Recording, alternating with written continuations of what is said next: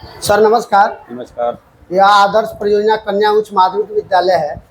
Sir हम इसमें जानकारी लेने आए हैं, जो नामांकन चल रहा है और यह स्कूल पीएमसी हो गया है, तो अभी नामांकन की प्रक्रिया क्या है और नामांकन कहाँ तक हो गया है सर? जी जी जी जी बिल्कुल, पीएम श्री हुआ है और पीएम श्री में अब हमारे विद्यालय में कक्षा 6 से लेकर के 12 तक की पठन पाठन हो रही है। Yes sir. नामांकन जारी है, 1 अप्रैल से ही नामांकन यहाँ चल रहा है। नामांकन के लिए अलग अलग लोगों को रिपोर्ट किया गया है और बड़ा बाबू भी हैं, उसके लिए कर रहे हैं। वर्ग 6, 7, 8, 9 में नामांकन जारी है। पहले जो आएंगे हमारा पहले आओ पहले पाओ के हिसाब से नामांकन हमारा चल रहा है। सर दूसरा क्वेश्चन मेरा यह है कि सर नामांकन के लिए आप क्या अभियान भी कुछ चला रहे हैं, जिससे गांव में लोगों को प्रसारित करके ज़्यादा से ज़्यादा बच्चा मेरे ही स्कूल में नामांकन कराए? इसके लिए सर आपकी क्या तैयारी है? जी बिल्कुल, उसके लिए तय कर दिया गया है। अलग अलग मोहल्लों में अलग अलग टीचर की ड्यूटी लगाई गई है, जो जा करके जन जागरूकता करवा रहे हैं। हम लोग सुबह बच्चियों के साथ, अपने छात्राओं के साथ प्रभात फेरी निकलवा रहे हैं, ताकि अधिक से अधिक नामांकन हो सके। और प्रवेश उत्सव चल रहा है, सरकार की तरफ से भी अप्रैल माह में प्रवेश उत्सव मनाने का निर्देश होता है।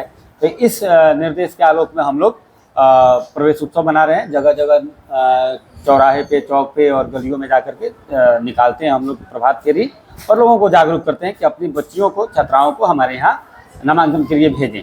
सर कुछ गार्जियन ऐसे भी हैं कि वह बच्चे को गरीब के कारण वह पढ़ाई को बाधित कर देते हैं, ड्रॉप आउट करा दे रहे हैं अपने बच्चे को। उनके लिए सर आपकी क्या योजना है? ड्रॉप आउट के लिए एक तो अगर हमको आसानी से पता चल जाता है कि कौन से बच्चे हैं जो ड्रॉप आउट एडमिशन नहीं लेना चाहते हैं, तो सीधा हम लोग विजिट करते हैं उनके यहाँ। और हमारा प्लान है कि ड्रॉप आउट को रोकने के लिए हम यहाँ जो हमारे पोषक क्षेत्र में मध्य विद्यालय जो भी हैं, या जो प्राथमिक विद्यालय है, जो 6 क्लास में बच्चे आएंगे और मध्य विद्यालय से हमारे यहाँ 9th क्लास में आएंगे, तो उनके यहाँ से जो 8वां क्लास है उसके उत्तीर्ण छात्राओं की सूची प्राप्त करेंगे हम लोग। और सूची और एड्रेस के साथ प्राप्त करके और अपने यहाँ नामांकित छात्राओं से उस सूची का मिलान करेंगे।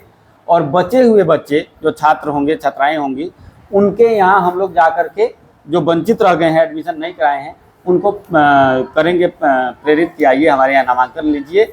हमारी ये फैसिलिटी है, वो यथासंभव ड्रॉप आउट को भी हम लोग रोकने का प्रयास कर रहे हैं और रोकेंगे भी।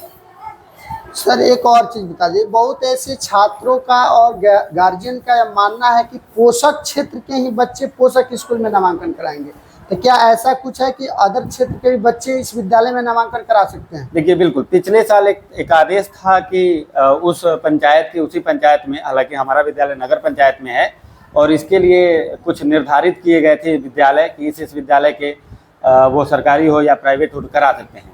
लेकिन इस वर्ष इस तरह से कोई नहीं है। यथासंभव हम लोग पोषक क्षेत्र का ही नामांकन करने का प्रयास करते हैं। अगर कोई दूर से बच्चा आता है और उसका जेन्युइन कोई प्रॉब्लम है, वो यहाँ मामा के यहाँ रहकर पढ़ना चाहता है, या पहले मामा के यहाँ, मौसी के यहाँ, कहीं फुआ के यहाँ रहकर पढ़ता था, अब वो अपने घर लौट रहा है, तो अगर वो जेन्युइन है तो एक बीओ से उस पर काउंटर साइन करवाते हैं हम लोग और आदेश करवा करके नामांकन कर रहे हैं। तो हमारा प्रयास है कि बेहतर नामांकन हो, ड्रॉप आउट रुके और नामांकन बढ़े, ताकि अपने क्षेत्र का विकास हो सके। आप आए, इसके लिए बहुत बहुत धन्यवाद। धन्यवाद। हम सब कहेंगे कि अब विद्यालय में आप लोग भी अगर हम लोग के चैनल के माध्यम से, यूट्यूब के माध्यम से देख रहे हैं, तो ज़्यादा से ज़्यादा बच्चे इस विद्यालय में नामांकन करें। इसमें सभी क्लासेस सुचारू रूप से चलती है और सही पाठन की व्यवस्था है। बहुत बहुत धन्यवाद सर।